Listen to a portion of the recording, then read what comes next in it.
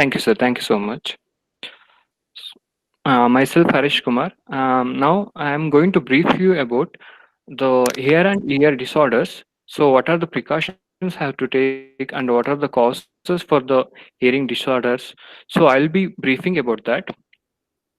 So, as everyone knows, our institute is All India Institute of Speech and Hearing, Mansagangotri, Mysore, and it's completely funded by Ministry of Health and Family Welfare, Government of India, and it is established in year of 1965 to cater to the needs of individuals with communication disorders.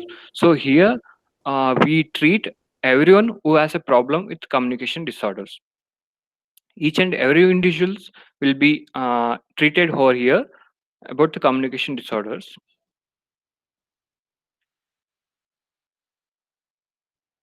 Okay. Now I'm going to brief you about hearing and ear related disorders. So, like as everyone thought that ear is made up of only for hearing, but actually our ear is made up of hearing and balancing. So, our ear is responsible for balancing our body and hearing. So, it has two functions: hearing and balancing. So, like these are the parts of the ear. So, many people would have thought that ear has only two parts: external ear and inner ear. That's it.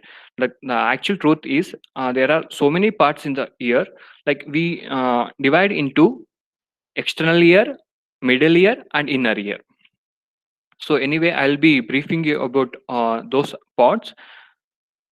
So, here you can see this is the external ear, and we call it as pinna, and the sound whichever comes it will go through the canal, so we call it as ear canal, and it reaches to eardrum.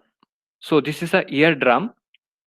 The sound will hit the eardrum, then from that the sound waves travel to smiley tiny bones. So these are the, we call it as tiny bones in the middle ear, and we call it as ossicles. These are the smallest bones in our body. So these are the smallest bones in our body. So, the sound waves travels from the these bones and then reaches to inner ear. So from the inner ear, it goes to brain through auditory nerve. And you would have seen this is a one more tube is there. We call it as eustachian tube. This one it connects nostrils and the middle ear. So we have a one connection between our nose and the ear. So this is that tube. Okay, where air from the air it goes to middle ear from the this eustachian tube. So like I had told the role of hearing, we need to hear because we have to aware the we have to get aware about environmental sounds, awareness of environmental sounds, and to learn speech and language we need hearing, like especially in children's. To learn speech and language they need hearing. Like if they don't hear, then they don't learn speech and languages. So even the smaller children's, like the younger children's, they have to hear to learn speech and language. Like if they have a hearing problem, like if they don't hear anything, so their speech also won't be there. And hearing is required for one-to-one communication. So if you want to convey your messages to another person, the both the person's hearing has to be normal, then only we can communicate. And hearing is required for education and working and etc. Hello. Okay. So we distinguish like we have three types of hearing loss. So we distinguish as a conductive, sensory neural, and mixed.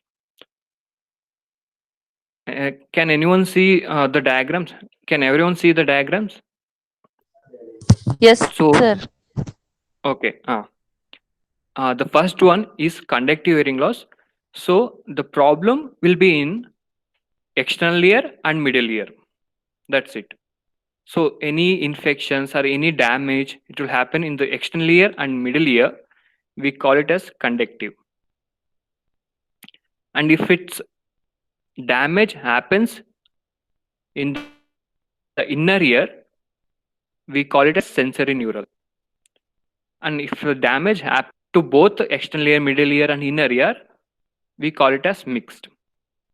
So if the damage happens between external ear and middle ear, then it is treatable, like any medicines or any surgery. So it will be useful for if there is a damage in the external ear and middle ear. So these problems can be treatable. If the problem is in the inner ear, then it's not treatable. It's a permanent damage. So for that, like if even if you give any medicine or any surgery, it won't be benefit. It won't benefit. So it won't be useful. So only treatment for the inner ear problem is wearing hearing aid. So you people would have been seen people wearing hearing aid. That means the problem is in the inner ear. So the treatment for the inner ear problem is wearing a hearing aid. And if the problem is in external ear and middle ear, sometimes it will be treatable with any medicines or any antibiotic or any surgery, a small or minor surgery. Sometimes even after the surgery or even after the treatment, the hearing won't come to normal. Problem will be in the external ear and middle ear, but even after treatment, the hearing won't come to normal. That times, for this problem also, we have to wear hearing aid. So the treatment option is different for the types of problems. Okay. So usually people would have been seen the ear discharge, ear pain. So everything comes in the first diagram, in the sense external ear or middle ear problems.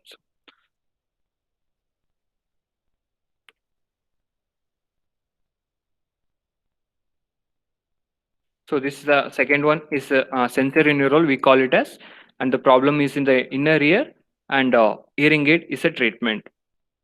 And for this third one, like both the treatments are required, like medicine, surgery, and hearing aid. So these are the possible causes to get hearing loss, causes to get reduced hearing sensitivity. So aging process. So as age goes on, like you had seen elderly people usually get hearing loss. That is like loss of the, that will be problem in the inner ear. So here it will be a problem in the aging people. So here there will be a small cells which will get damaged in the elderly individuals. So they will get a hearing problem. And noise exposure, like if you expose to too much loud noise for the longer time, then the inner ear will damage. So inner ear damage, then it's a permanent. And hereditary, so even the hearing loss can come from the parents to children's. And middle ear dysfunction, usually like when there is too much of cold, there will be nose blockages, then the air won't supply to the middle ear, then there is a chances of getting infection in the middle ear. So this middle ear infections leads to hearing loss. And even we call it as like there will be some medicines which will cause the hearing loss. Like there is if there is a too much of dosage in the some medicine, that will also causes hearing loss. And any neurological diseases like stroke or head injury, any tumors. So these are the possible causes to get hearing loss.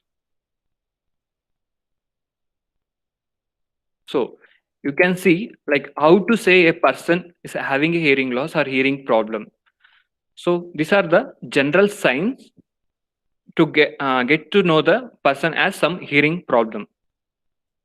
So I'll list out the general signs of the hearing problems.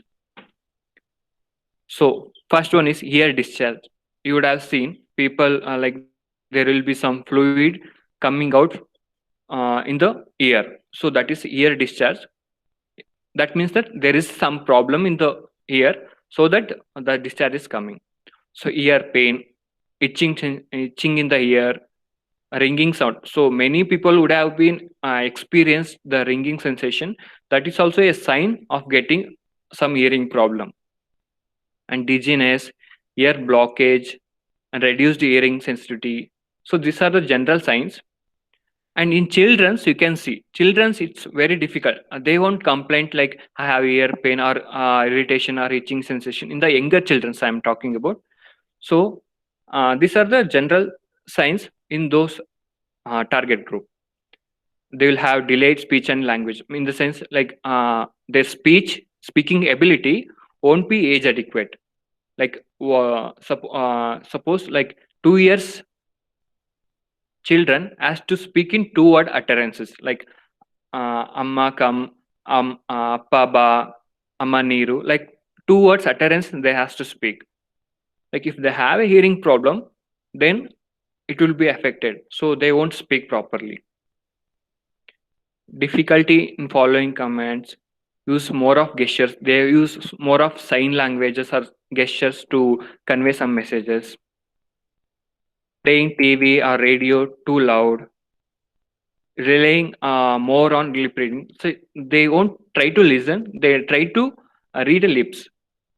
Cupping near ears to hear better, poor academic performance. These are the general signs in the children's. So we say prevention is easier than intervention.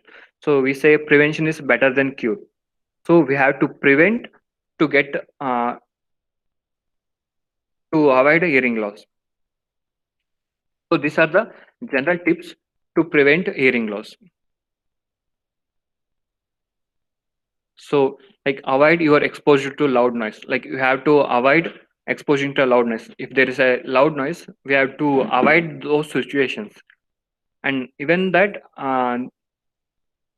in the factory or industry, they'll be working for a longer time and they will be exposed to loud noise. So for that and all, we have to avoid.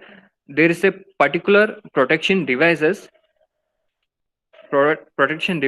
during any activity that exposed to loud noise. So there are some devices which can reduce the level of sound. So those devices can be worn. And second thing, usually the most of the people does this.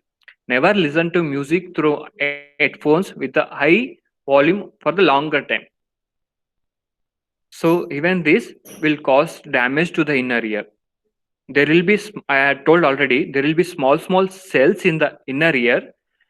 When you listen to loud volume for a longer time, those cells will die.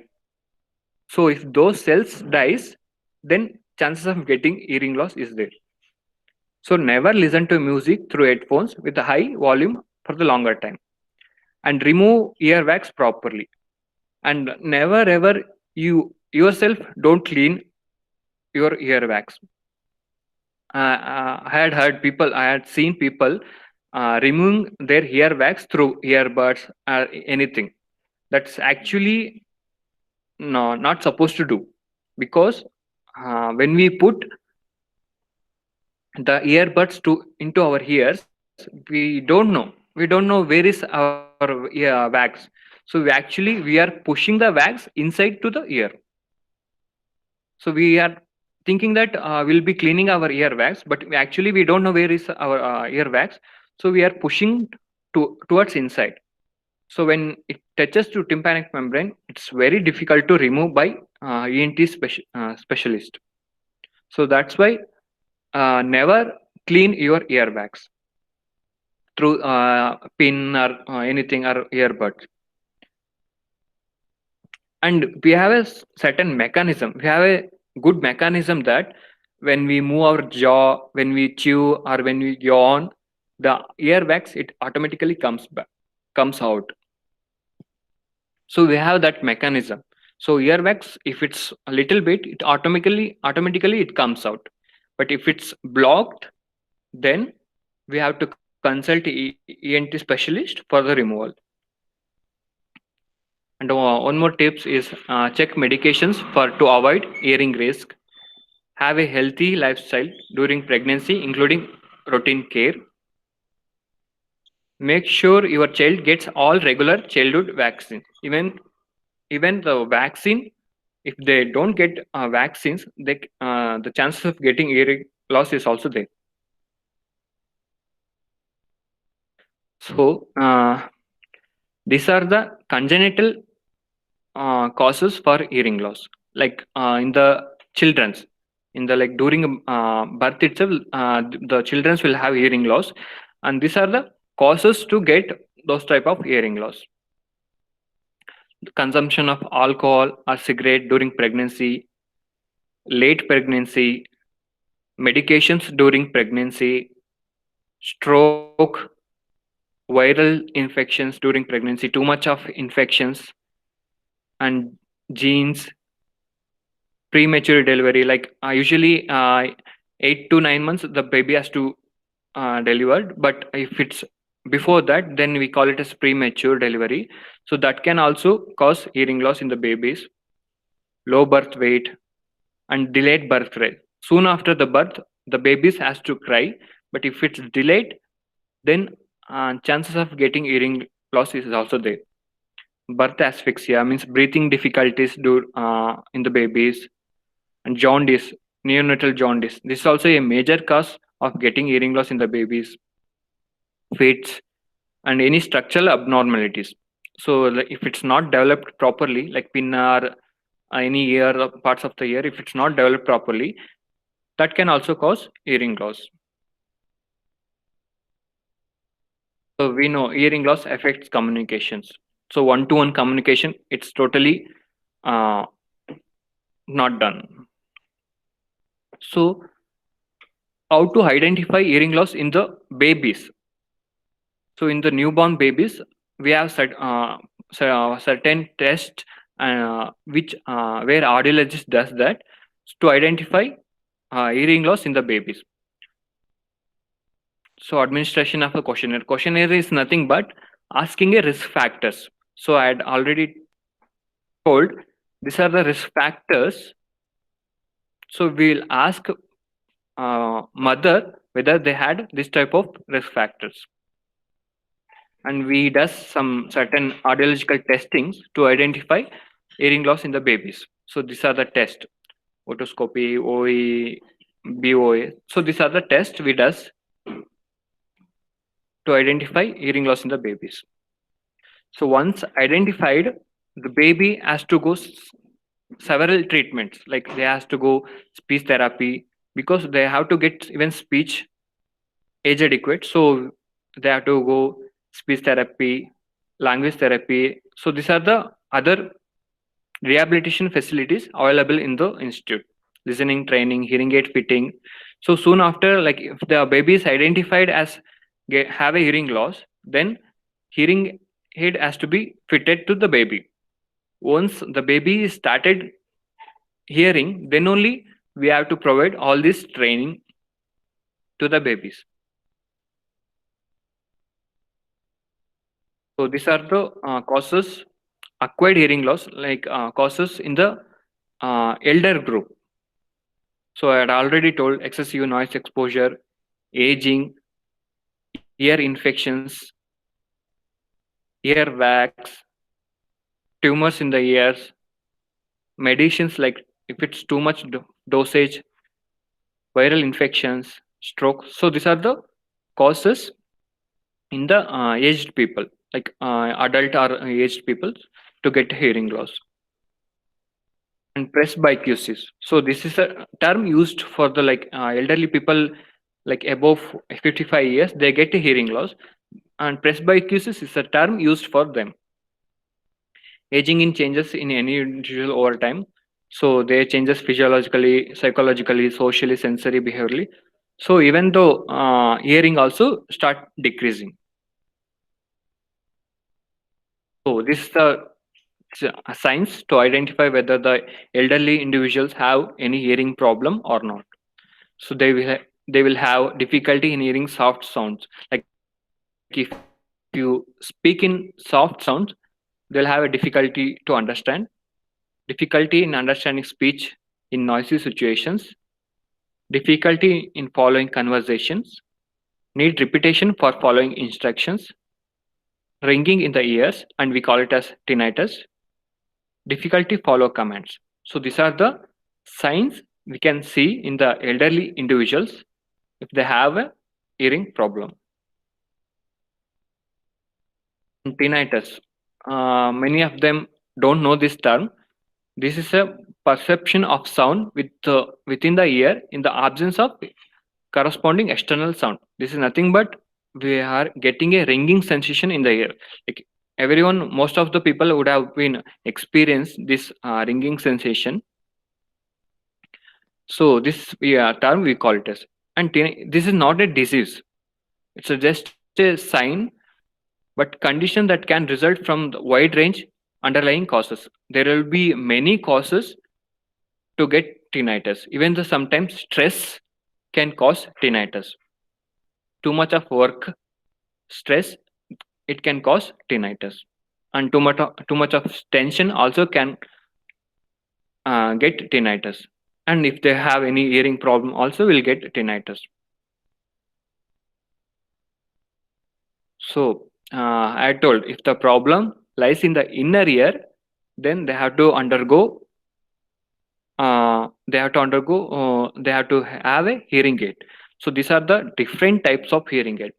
So yeah, you would have seen many people would have seen this type of hearing aids. So this is the like elderly people used to do. Now technology is entirely changed. So we'll have a hearing aid like this, which is completely in the canal, which person can't see, like other person can't see that. So technology is too forward. So we have so many types of hearing aid. So now this type of also hearing aid is there. Now one more technology as there, like usually we conduct this technology in the children's because they have to learn language and speaking ability. So this is a implantable devices. We call it cochlear implant. There will be implant kept inside the skull, and through electrical stimulability, we stimulate the auditory nerve directly. So we stimulate the nerve, like there won't be any natural way of sound entering to the ear. There will be electrical impulses directly reaching the auditory nerve. So it will bypass external ear, middle ear, and inner ear.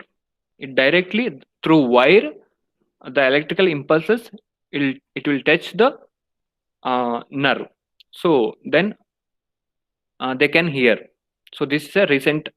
It's not a recent, but still the present technology it's running.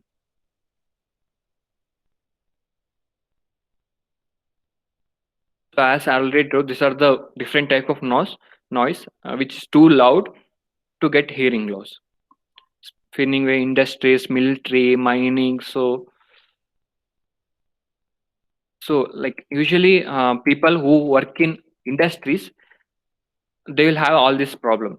So like every time the people working in industry has to go hearing testing, and it has to be monitored like every year once. They have to undergo hearing testing, whether to see whether they have got hearing loss, whether the hearing loss if they have it's increased or not. So they have to go under hearing testings. And if they have too much of loud noise in their industries, they have to wear this type of hearing protective devices. These are the different types of hearing protective devices which can be useful and the people who will be working in the industries, because it will be too much of noise. So these devices, it will reduce the intensity, it will attenuate the intensity, and the small amount of intensity will reach to the ear. So it can be the hearing loss can be avoided. So we say 85 dB and more than 8 hours per day, it's a risk factors. In the sense, they are more prone to get hearing loss. If they are working in industry, the level of noise is more than 85 dB for more than 8 hours, then they are prone to get hearing loss. So to avoid that, if they use hearing protective devices, it's better and they can avoid getting hearing loss.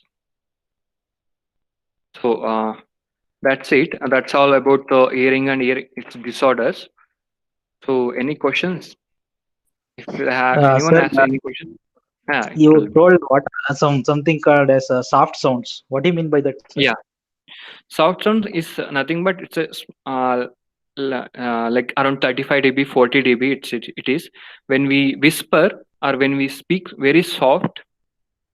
That turn we can catch it. We can understand. Like normal hearing people can understand when we speak soft, like when we whisper.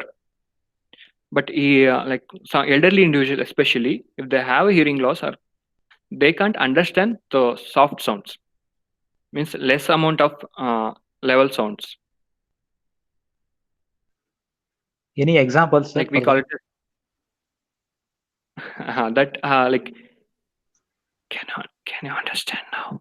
So now I spoke like very less, very soft. Okay, okay. So this one they can't get it if they Yes, have sir. hearing loss. Normal individuals can get it.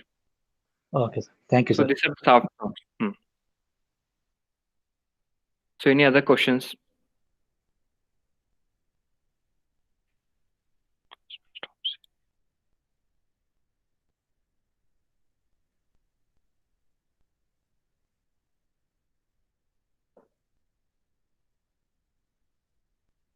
So any questions now regarding hearing and hearing its disorders?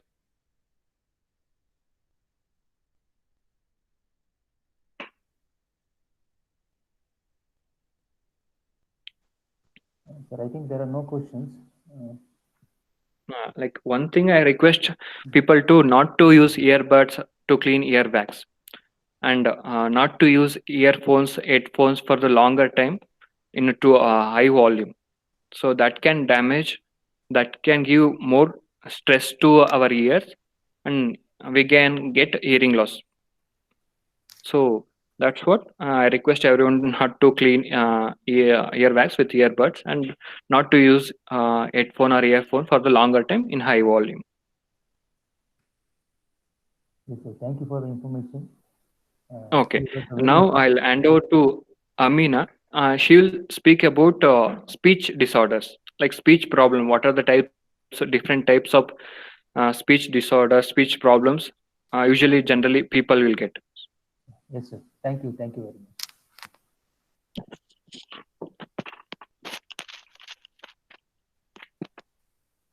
Thank you, Harish. So, can you all hear me? Yes, ma'am. Hello? Yes, Yes, sir. yes. Okay. Yes. So, just a minute, I'll just share my slides.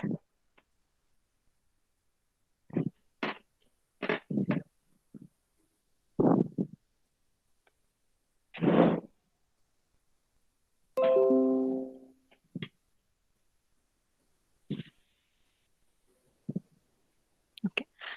So now previously, Mr. Harish was talking about hearing and ear-related disorders. Okay, so now I'll be talking about voice. So what problems you can get when you overuse your voice and what can be done to prevent those things. Okay, so you can stop me in between if you have any doubts. Okay. So moving on. Okay, so this is the content of the presentation today. So how are we going to produce voice? So what are the voice disorders? How it is caused? And who are like the professional voice users and what they have to do to conserve their voice, and other disorders like the adult language disorders, what other forms of disorders which adult individuals can get. So moving on to the presentation. So like humans are really gifted. Okay, humans are the only beings on earth who can use speech as a form of communication. So what is communication? So communication is just exchanging your ideas, thoughts, and feelings with one another. Okay, and humans are gifted in that way. They can express themselves through speech. Okay, so we don't feel that much. Okay, because it is very easy. Like we are nobody is taught to learn speech. Okay, it comes automatically on your own. A baby, as soon as the baby is born, the baby cries. That is also a form of communication. Okay, so there is also voice involved in it. Okay, and as the baby goes on, by 3 months, 4 months, the baby starts making sounds, ooh, ee, atra sounds, and all. Then when the baby comes to 6 months, the baby starts making cooing, gooing sounds. By 1 year, the baby starts saying one words, two words. By 2 years, so it goes on like that. Okay, nobody is taught to learn. But what happens in as Harish was telling, if a baby is not able to hear, what will happen? Okay, one major thing is like everybody learns to speak how they through hearing only. So like imitating, you can see mothers speaking with their children, and and they try to imitate their mothers. Okay, so that is how they start learning. So if a baby is having a hearing loss, it's definitely difficult for the baby to speak. Okay, so that is one gift we have all received, and we should learn to cherish the gift. Okay, and I'll be telling you how we can do that. So, how is voice produced? Okay, there are three major systems involved in the production of voice. The first will be our lungs. Okay, so the respiratory system. Okay, so in the respiration, what happens? The air is a major source for the production of voice. Okay, and followed by that, you have the phonatory system, that is it includes the larynx. Okay, it is in common man's term, it is called as the voice box. Okay, so air from the lungs, it's going into the phonatory system, that is the larynx, and the larynx is going to convert that into sound. Okay, and that sound when it comes to the articulatory system, that is our mouth. Okay, so in our mouth we have the lips, the tongue, the teeth, and everything that is going to change those sounds into meaningful different sounds.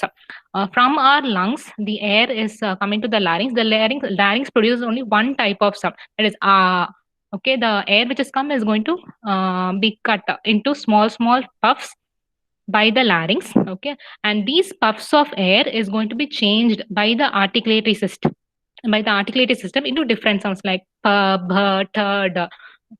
That depends on like which sound we are going to produce. Okay, and the important organ in making these sounds is the vocal fold. Okay, so there's a v-shaped chords.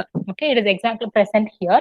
Okay, so what happens is like the vibration of this vocal fold is going to be vibrating in a three-dimensional motion. They're going to vibrate like this, it is going to go up and down, as well as there is going to be a wave-like motion. So when this kind of vibration is happening, the air from the lung is going to be cut into small puffs. Okay, so this is the source. This vocal fold is the source for generation of the sound, and our mouth is going to make the sounds, differentiate the sounds into different sounds.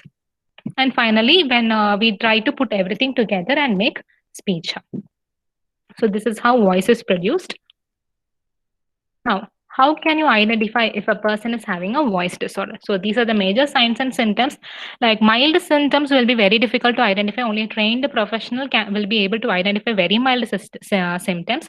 But other symptoms, like if the person is having a very rough voice, it will be very, sometimes what happens, the other person will be irritated to hear the person speaking also. Okay, and if a person is going on speaking like whispering, breathy was hello, the voice is going to be very breathy. You will not be able to hear a proper sound in it. It's just air that is coming out. Okay, so those kinds of symptoms you will be able to see.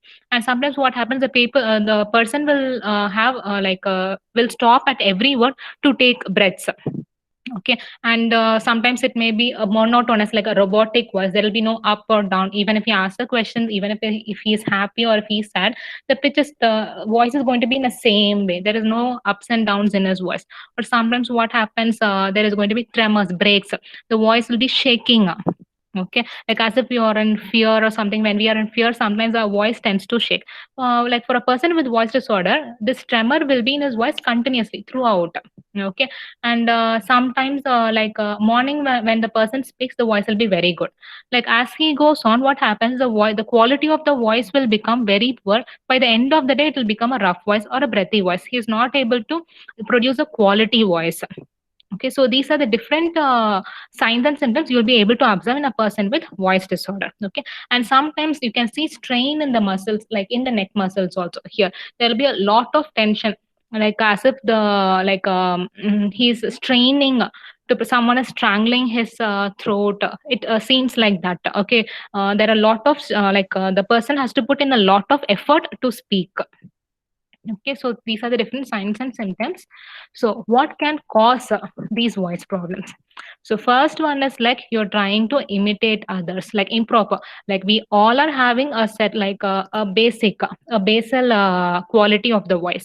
So, my voice is like that. When I try to imitate others, I'm going out of my way. From my natural way, I'm going out of my way to produce somebody else's voice. Okay, so that is going to rupture my apparatus here. Okay, so once or twice is fine, but when you're doing it continuously without any proper support without any proper training, you are injuring yourself. Okay, so that is one cause for the voice problems. Next one is improper growth of the larynx.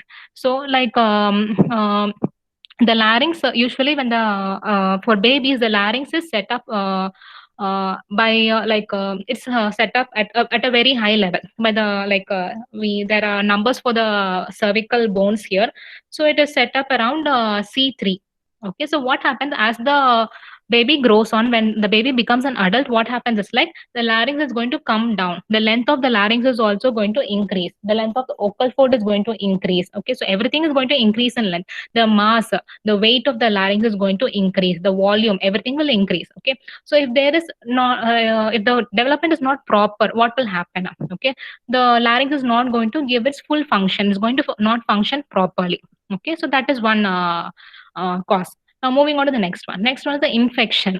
Okay, so you're not hydrating properly, your throat is becoming very dry. Okay, infection can occur. Okay, you're having cough, then you're having cold because of respiratory infections, upper tract UTRI, upper tract respiratory infections. Because of that also you can have voice problems. Okay, so you can see when you're having cold, cough, what happens when you keep on coughing, the voice becomes very dry. Okay, so you should keep on hydrating yourself so that your voice doesn't become dry. Okay, so when the apparatus here becomes dry, what is going to happen is like the vocal folds which is vibrating, it is going to come in contact very forcefully. Okay, so usually there is mucous membrane covering it, so there is not much friction. Okay, so when it is moving in motion continuously, okay, so the vocal cord is going to become dry, and this forced closure can affect the vocal folds. Okay, and thereby resulting in voice problems. So next one is external abnormal growth, like cancer, tumors, or something. Then paralysis of the vocal folds, like after stroke, a person may not be able to speak. Okay, so because of paralysis, one side of the the vocal folds might be paralyzed. Okay, or the person having an allergy. Okay, so if once or twice, it's fine. If the allergy is recurrent, what will happen is like the infection is going to keep on coming again and again. Okay, so because of that, the voice problems can occur. So are you all with me till now? Any Yes, doubts? ma'am. Okay, any doubts till here?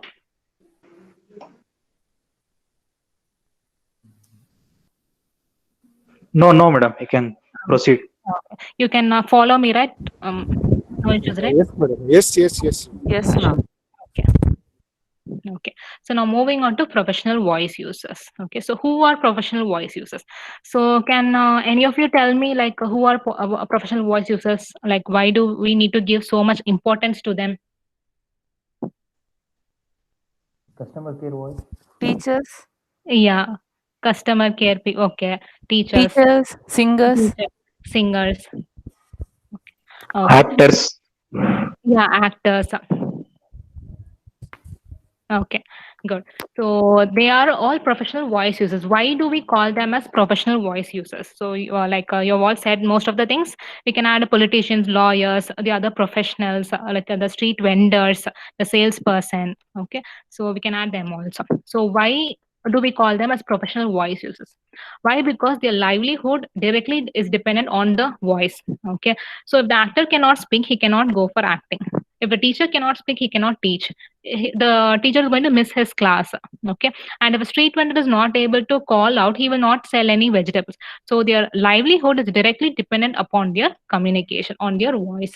So the impact of this problem will have will be shown up in many other strains, maintaining the job will be difficult for them, and they might get tensed, the pressure will be there, they will get a stress, okay, and they will not be able to hold up their reputations.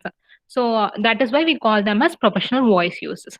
So what can they do for maintaining their good vocal hygiene? Okay, so when you maintain a proper vocal hygiene, what happens? You're going to produce a healthy voice. Okay, and this healthy voice can be produced by these of the things. These are the do's and don'ts which has to be done. Okay, so one thing, many of us we have seen our colleagues do. Okay, this is throat clearing. You're not supposed to throat clear, clear your throat frequently. Okay, why? Because when you clear your throat, what happens, like, there is a forced closure of the vocal cords. So once, twice is fine. When you do it frequently, the forced closure can result in rupture of the vocal cords. The vocal cords can start to bleed, or the vocal cords edges can become rough, that can lead to external growths. Okay, so next one, avoid excessive loud talking. Okay, so when you want to teachers, mostly professors, lecturers. Okay, so when you want to control a class, we try to raise our voice. Okay, so that is one we should not do. Okay, when you try to increase, when you increase your loudness, you're going from your normal level.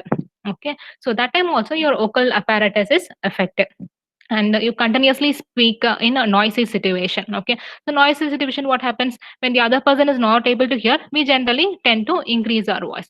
And when we are an emotional, okay, so emotional time, we always say, don't take any decisions when you're emotional, don't speak much. Why? Because there it is going to affect your mental health as well as your physical health. Okay, then avoid speaking continuously. Okay, so when you're taking a class, okay, speak for, when you're teaching them, speak for some 10 minutes, give a break of 5 minutes, ask the students to do some activity, then again speak for some 10 minutes. If you have a class of 1 hour, at least 10 minutes you should have a break in between, like 5 minutes break in between, so that you don't use your voice continuously. Okay, because when we tend to work the whole day, by the end of the day, your morning you'll be very fresh, by the end of the day what happens, you'll be very tired, you will not be able to move. Okay, so the same happens to your voice also. Okay, so we should try to reduce how much we are speaking. Okay, and try to avoid smoky, dusty, and stuffy rooms. Okay, so because inhaling those dust and everything, it is going to affect your nasal apparatus as well as your vocal apparatus. Okay, so these dust can cause infections as well as uh, like uh, infections and other external growths, foreign bodies. Because of that, you will feel some lump in the throat, some things like that. Okay, and drinking adequate water. Hydration is very important. Okay, so when you take, you don't have to drink 1 cup, 2 cup every half an hour or so. Take sips of water, that will be fine. This is just to hydrate your vocal apparatus, the laryngeal system. Okay, then reducing the intake of alcohol, caffeine. So these caffeine and dairy products will try to dry your throat. Okay, the same goes with ice cold water also. Okay, so it is going to dry your, and the hydration is not going to happen there. Okay, so when you're drinking water, hydrating yourself, try to have warm liquids. Okay. And now moving on to different strategies for teachers. So the same will apply for lecturers, professors also. Okay. So what you can do is try to stand where you're visible to the students. Okay. So you don't have they can we partly understand speech by looking at the lips also. Okay. So where it is fresh, it is bright lit, then asking the ask using what is that whiteboard markers rather than writing on using chalk. because when you're writing and speaking, what happens, the chalk powder can go inside, and that also can, because that is also one of the major irritants that can affect your speech. Okay, and using major diagrams and charts, okay, like pictures, using more of pictures, because now we are in a world technological era, there are so many things which can be used to teach the students. Okay, so rather than speaking more, we can try to use charts, models and everything to explain to them. Then you don't have to repeat yourself again and again. Ask a question, wait for them to respond, wait for the students to respond, and then you can give the answers. Okay, so don't repeat yourself much. If you're going to do a presentation, an orientation for a bigger crowd, try using amplification systems like a mic, microphone. Okay, use amplification systems that will really help with the voice. And along with that, hydration is also very important. Sometimes that what will happen is that the professors will have continuous classes. Okay, one session is over, then immediately there will be another session followed by another session. Okay, it is not advised to keep sessions continuously like that. Okay, so when you are continuously speaking, you're spoiling your vocal health. Okay, so when the vocal folds are breathing rapidly, you're going to get fatigue. You will be fatigued, and by the end of the day you will not be able to speak. Okay, so for few days it might be fine, for few months it might be fine. So finally what is going to happen after few years, okay, so your vocal folds are going to become hard. There is going to be a growth on your vocal folds. Okay, there that might be like a pus filled, okay, or it might be blood filled, okay, because of extra usage. Okay, so to avoid that, it is better to give breaks in between the classes. Okay, at least 5 minutes, 10 minutes. Having a 1 hour class, 10 minutes is mandatory. 10 minutes break is mandatory. Okay. Okay.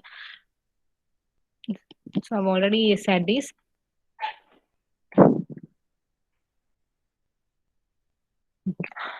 So along with the hygiene tips which were said already, the physical health is important, psychological well-being, okay, a proper diet along with a relaxed lifestyle, proper rest, okay, and see to that the voice, you don't use your voice extensively and abusively. Don't abuse your voice. Okay. Okay. So now till now we were seeing about voice disorders. So any doubts in this? No, ma'am. Okay. Okay. So once, if I've already discussed about the signs and symptoms of the voice disorders. So if you find anyone with these disorders, it is best that they get checked themselves. Okay, by a speech language pathologist. First by an ENT, followed by a speech language pathologist. So we'll be able to identify where the problem is there, and appropriately treatment can be given. Okay, so there are treatment options like medications, surgeries also. So if the some external growth, or if it's only infection is there, then it can be treated through medications. But in case if there is an external growth, okay, so there are different types of growth. If small tumors like nodules or polyps, like medication can help when it is in the small, like initial stages. But later on what happens, like will be like a surgery has to be done to treat those problems. Okay, and after treating them, voice rest is very important. Along with voice rest, there has to be voice therapy also. Okay, like we call it as a vocal nap. Okay, small we take naps when we are tired. What we do, we just take small 5 to 10 minutes gap, we take a nap, and then start with our routine work. Similar to that, vocal nap is also advised. Okay, so you speak continuously, take a small bit like a voice rest, and then start back to your routine work. So this is how you can manage your conserve your voice.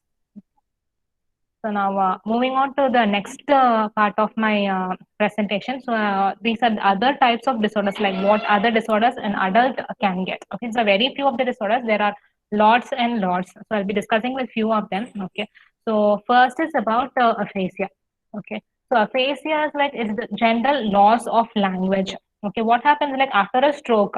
Okay, what will happen? The person will like before previous to the stroke, the person was speaking very fine. Okay, he didn't have any language issues, he didn't have any speech issues. What happens one fine day after a stroke? What happened? The client, the individual is not able to speak. Okay, So that condition we call it as aphasia. Okay. So these are the symptoms seen. Trouble speaking clearly. They will not be able to understand. Okay. Few might be able to understand what you speak, but they will not be able to speak. Few what happen, they will speak something, they will not be able to understand. If you ask what is your name, they will keep on telling, I did this that day, I went here, I want to go there, something like that. There is no connection between what you ask and what they say. Okay. And if you will have writing, like they will not be able to write properly, reading difficulty will be present, and they will have problem in remembering words. Okay. Specifically like names, if you ask what is this, you can say it is a pen. Okay. But a person with aphasia, they will have to think for this. They can tell it is a cow, they can tell it is a phone. Okay. So whatever it is. Okay. So naming difficulty will be there. So this is one thing. Okay. And for this also, like the major intervention will be going to a neurologist followed by an speech language pathologist. Okay. So always a multidisciplinary approach is requested for intervention. So the next one is dysarthria. So this is a speech condition where your muscles are affected. Okay. So like as I said, for speaking, you need three systems to work in coordination: the respiratory system, the phonatory system, and your articulatory system. Okay.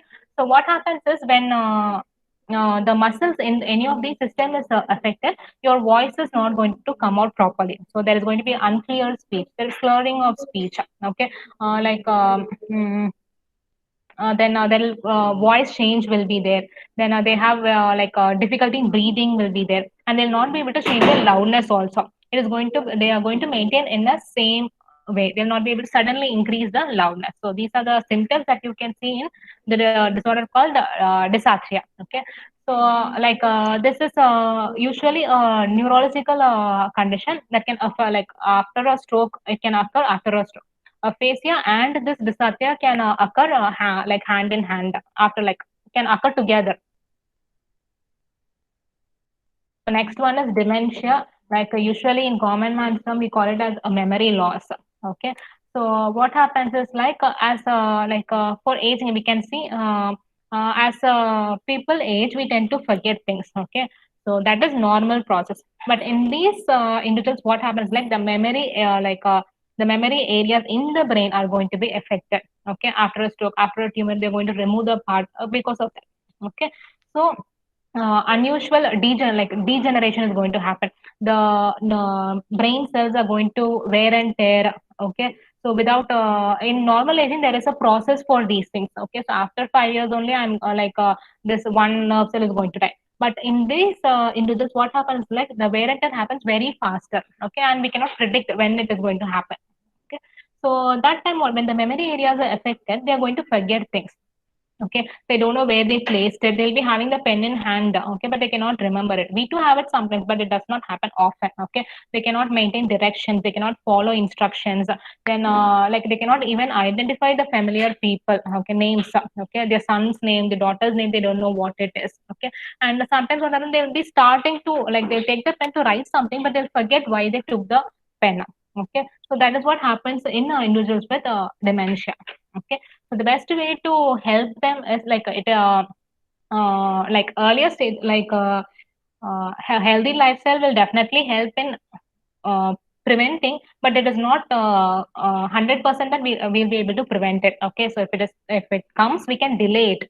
Okay. So what you can do is like help them maintain notes, wait for them to respond. Okay. Or you can help them like if they are having a pen and then do you want to write, do you want to go somewhere, like ask them, give them a question so that they can answer. From your questions they will be able to answer it. Okay. So by that you can help them giving them tags, okay, identity cards or something.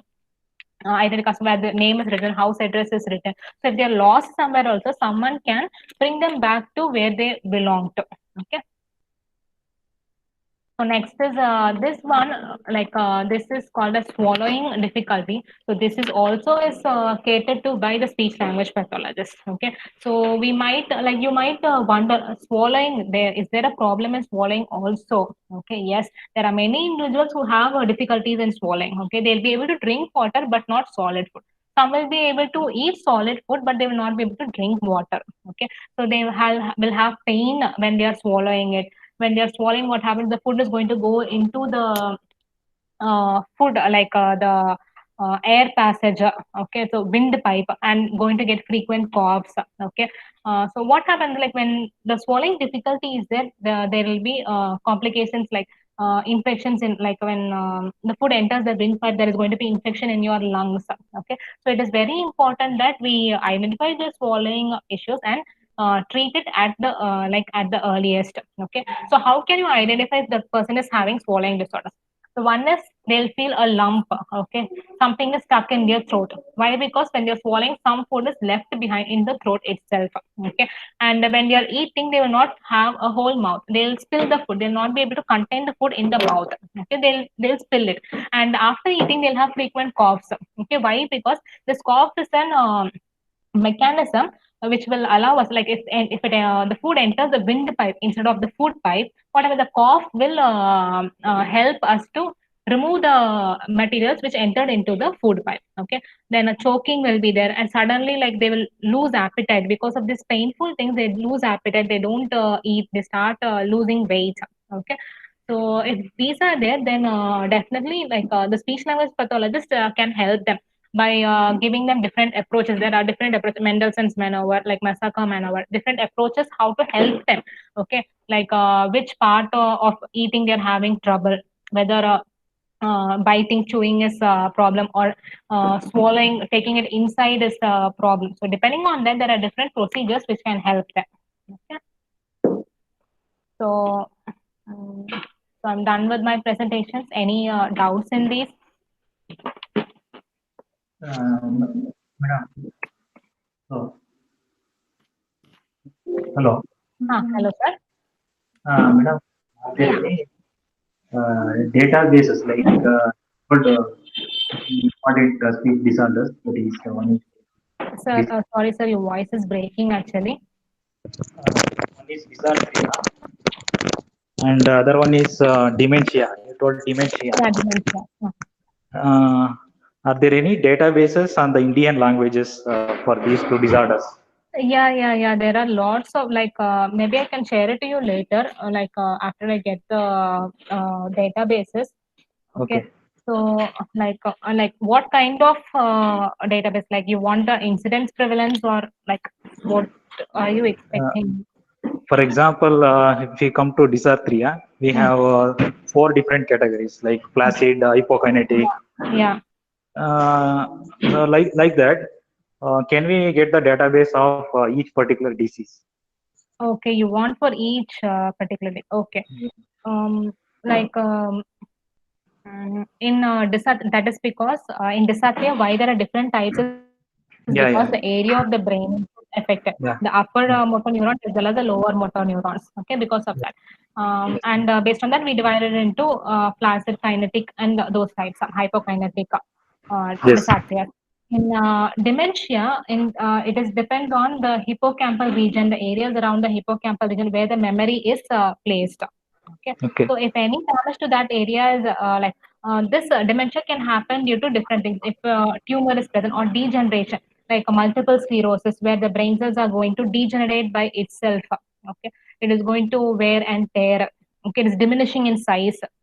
Okay, so when those things happen in these particular regions, the memory areas, then dementia is going to occur. Okay, thank you, madam. Hello. Sir. Usually, it is with respect to teachers. We usually speak sometimes. Usually speak continuously, maybe for 1 hour, 2 hours, or 3 hours. So after 3 years, also sometimes we feel like there is a difficulty in speaking, right? Because we feel some pain in the throat, right? So how do we take care of that? Means after this, after we speak for more than 1 hour, 2 hours, or 3 hours, how do we take care of our throat? After speaking, sir. So one thing is, while you're speaking, it is necessary that you hydrate yourself. Okay. So take 15 minutes once. It is like advised that you take sips, 1 or 2 sips of water. So you're not able to drink, you're in a continuous presentation, as you're not able to take sips of water, then you can like take voice rest, complete voice rest without speaking to anyone. Okay. So that will also help in reducing the pain. Okay, and it will get better. And otherwise, you can have warm water, honey with ginger. So those things also will lemon. Those things also will help in reducing the pain in the throat. Okay. Major thing advice for voice, like when you have a pain, is that you have to take lots of voice rest. Okay, that is one is advised. Yeah. Thank you. Thank you very much. Yes, sir.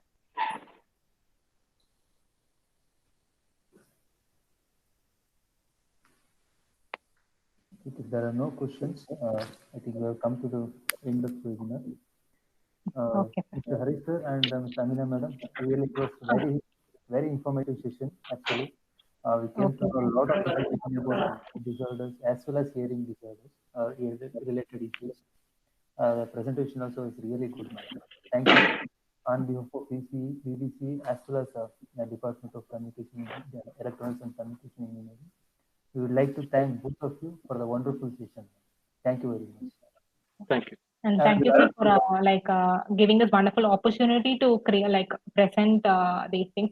And we are happy to do it. Okay, and if in future also, if you need any queries related to this, you can always revert back to us.